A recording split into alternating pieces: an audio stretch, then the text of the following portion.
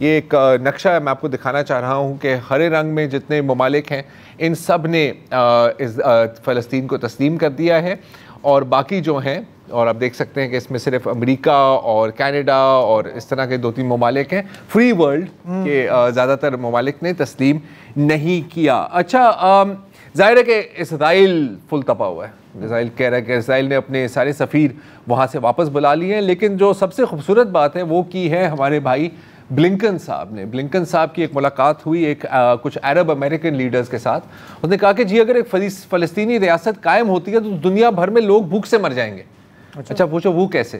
क्योंकि अगर कायम होती है तो फिर अमेरिका यूएन की फंडिंग ख़त्म कर देगा। अगर यूएन की फंडिंग ख़त्म होगी तो इसका मतलब है कि वर्ल्ड फूड प्रोग्राम की फंडिंग ख़त्म होगी, और अगर ऐसा होगा तो इसका मतलब है कि दुनिया भर में करोड़ों लोग भूख से मर जाएंगे। तो प्लीज़ ऐसा नहीं होना है। 40% फंडिंग ये ब्लिंकन का कहना है। मतलब फुल हॉस्टेज रखा हुआ है पूरी दुनिया को।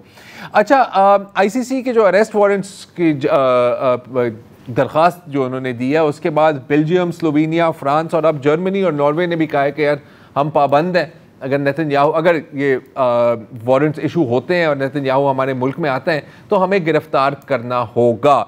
इटली और यूके कह रहे हैं कि नहीं जी अभी हम सोच रहे हैं। कनाडा कह रहा है कि यार हम अमेरिका से पूछेंगे, और अमेरिका जैसे आपको पता है धमकियां दे रहा है।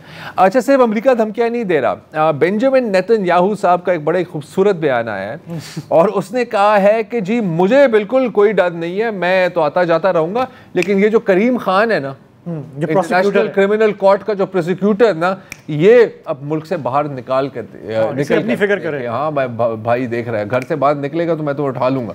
ये ऐसी बातें हो रही हैं आप।